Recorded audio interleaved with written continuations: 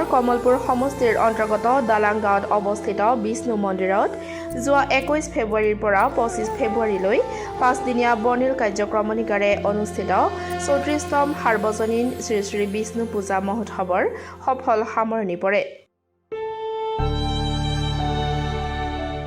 আন বছৰৰ তুলনাত এইবেলি ভক্তৰ সমাগম বৃদ্ধি হোৱা পৰিলক্ষিত হৈছে। 24 ফেব্ৰুৱাৰীৰ যজ্ঞ পূজাত বিভিন্ন ঠাইৰ ভক্ত আহি পূজাত দান দক্ষিণা দিয়ে।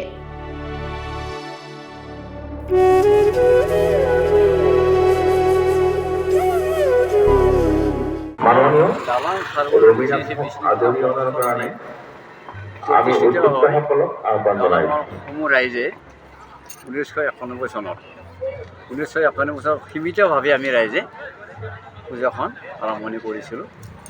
তাৰ পৰা আহি এতিয়ালৈকে 34 বৰ্ষত এয়া আমাৰ মাজত এই 34 বৰ্ষত আৰু গত বৰ্ষবিলাকতকৈ লাহে লাহে আমাৰ ৰাইজৰ সমাগম বাঢ়ি আছে আৰু পৰিসৰটো ৰাইজৰ মাজত বিভিন্ন ঠাইলৈকে আমাৰ এইটো এটা পাঁচদিনীয়া কাৰ্যসূচীৰে গতিকে যোৱা দিলো মই 2023 বৰ্ষতো মই কাৰ্যনিৰ্বাহক সভাৰ সভাপতি আসনত মই থাকিলোঁ। যোৱা বছৰো ঠিক তেনেকৈ আমাৰ আটাইখিনি পাঁচদিনীয়া কাৰ্যসূচী আমি সুচাৰুৰূপে পৰিচালিত কৰিছিলোঁ। ৰাইজে সুন্দৰভাৱে ইয়াত আমাক সমৰ্থন আগবঢ়াইছিল, ভাল পাইছিল। ভক্তিপূৰ্ণ ৰাইজৰ যথেষ্ট আগ্ৰহ আছিলে আৰু এইবেলি আমি ধাৰণা কৰিছোঁ যোৱাবেলিতকৈ আমাৰ ভক্ত আজি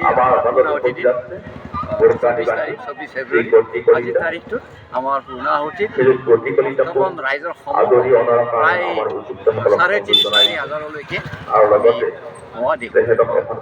আশা কৰিছোঁ নিশ্চয় হ'ব আৰু আমি আৰম্ভ কৰিলোঁ।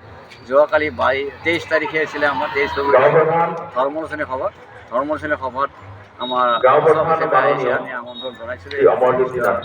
ডক্টৰ আমাৰ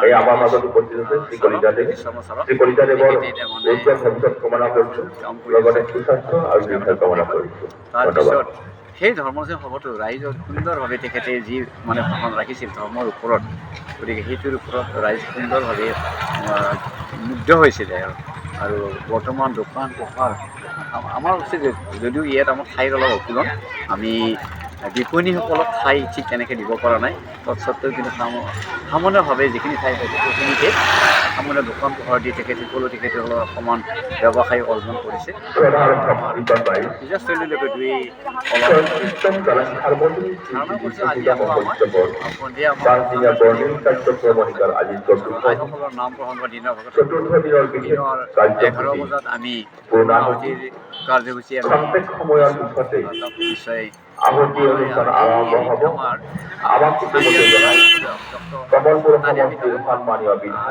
দিগন্ত কলিতাদেৱক কিছু সময় পিছতে অলংকৃত দিছিলোঁ আৰু এইবোৰ আমাৰ তেখেতে বৰ্তমান পূজা শান্তি শৃংখলা বজাই ৰাখি ইতিমধ্যে এইখিনিয়ে শাৰী পাতি থিয় হোৱাৰ কাৰণে আমি আহ্বান জনাইছোঁ।